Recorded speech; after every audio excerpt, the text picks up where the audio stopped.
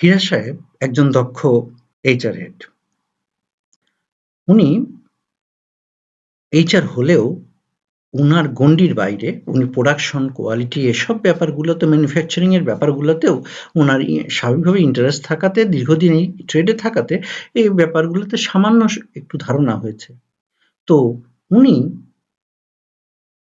ইন্টারভিউয়ে সাধারণত একটি প্রশ্ন স্পেশালি প্রোডাকশন এবং কোয়ালিটি ডিপার্টমেন্টের ম্যানুফ্যাকচারিং এর একটি প্রশ্ন করে থাকেন এবং উত্তরটা বেশ হাসির আসে অনেক অভিজ্ঞ লোকের কাছ থেকে।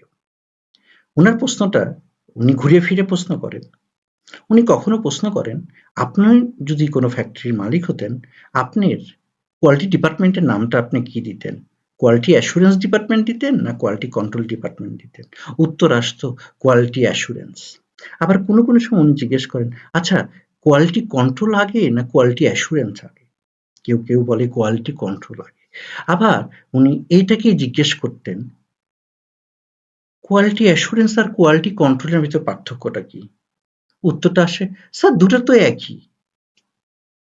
মজার বিষয় যে অনেক অভিজ্ঞ লোকও এই প্রশ্নটির উত্তর সঠিকভাবে দিতে পারেন না। একটি হলো কোয়ালিটি অ্যাসুরেন্স, আরেকটি হলো কোয়ালিটি কন্ট্রোল। কোয়ালিটি অ্যাসুরেন্স কথাটার নাম শুনে অনেকে ওটাকে প্রাধান্য দিয়ে বসে থাকে, কিন্তু এর মর্মার্থটা ওই সময়েও ইন্টারভিউ বোর্ডেও তার ওইটুক সময়ের ভিতর তার মাথায় আসেও না এবং কার্যক্ষেত্রে সে সেটা অনুধাবনও করে না। কোয়ালিটি অ্যাসুরেন্স এর কাজ হলো প্রসেস নিয়ে।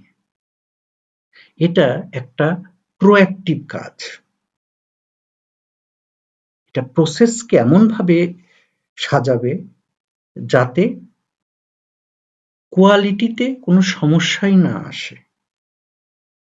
ওই জন্যে এটা প্রোঅ্যাক্টিভ স্টেজে। ইভেন মার্কেটিং কিভাবে হচ্ছে সেই জায়গার র ম্যাটেরিয়ালের সোর্সিংটাও কি ঠিক জায়গাতে হচ্ছে কিনা সে জিনিসটা কোয়ালিটি অ্যাসুরেন্স ডিপার্টমেন্টটা তারা এখানে মতামত দেয়। আবার পরের ধাপে কোয়ালিটি কন্ট্রোলের কথা যদি বলি, এটা একটা রিঅ্যাক্টিভ অ্যাপ্রোচ। ওটা যেমন বলেছি ওটা প্রসেসের দিকে নজর দেয়, এটা নজর দেয় হলো প্রোডাক্টের উপরে এবং রিঅ্যাক্টিভ কিছুটা পোস্টমর্টেম করার মতো, মানে মানুষ মরে যাওয়ার পরে যখন পোস্টমর্টেম করে বের করা হয় যে কি কারণে মারা গেল, ঠিক একটি প্রোডাক্ট তৈরি হওয়ার পরে তারপরে কোথায় ভুল আছে সেগুলো নিয়ে অ্যানালাইসিস, কিছুটা রিঅ্যাক্টিভ কাজ। তাহলে সহজেই জিনিসটা বোঝা গেল যে কোয়ালিটি অ্যাসুরেন্স একটা প্রোঅ্যাক্টিভ কাজ এবং এটা প্রসেস নিয়ে কাজ করছে।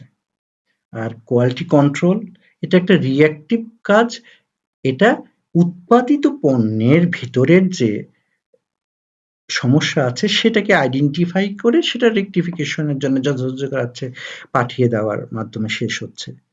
সুতরাং এই যে একটি সামান্য পার্থক্য, এই পার্থক্যটা অনেকে করতে না পেরে এই যে প্রশ্নের উত্তরগুলো তারা প্রথমে যেগুলো বললাম যে উত্তরগুলো তারা দিল, সেই উত্তর থেকে যেহেতু হীরা সাহেব বিচক্ষণ মানুষ, এই উত্তর থেকে তিনি জাজ করে ফেলেন যে তার ডেপথ অফ নলেজটা কেমন।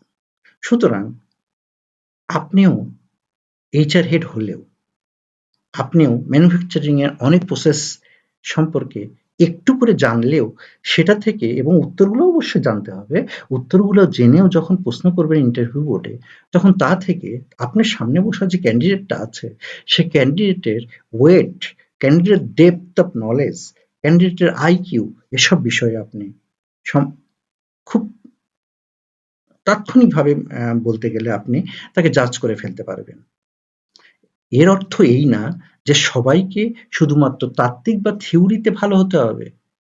সে ফিল্ড লেভেলে কাজে ভালো হতে পারে, থিওরি লেভেলে ভালো নাও হতে পারে। থিওরি লেভেলের জন্য আপনি তাকে এই জায়গায় কোয়ালিটি অ্যাসুরেন্স এর জন্য না করে কোয়ালিটি কন্ট্রোলে সে ভালো হলে, ফিল্ড লেভেলে ভালো হলে আপনি তাকে সেখানের জন্য রেকমেন্ড করতে পারেন। বাদ দেওয়ার কথা এখানে আসছে না, এখানে আসছে যে আপনি এইচআর হলেও আপনি কি অপারেশন সম্পর্কে একটা ধারণা কিভাবে ইন্টারভিউ বোর্ডে আপনার স্ট্রেংথ তৈরি করবে তার উপরে। সুতরাং এ ধরনের টিপস পেতে সামনের দিকে চোখ রাখুন। ধন্যবাদ।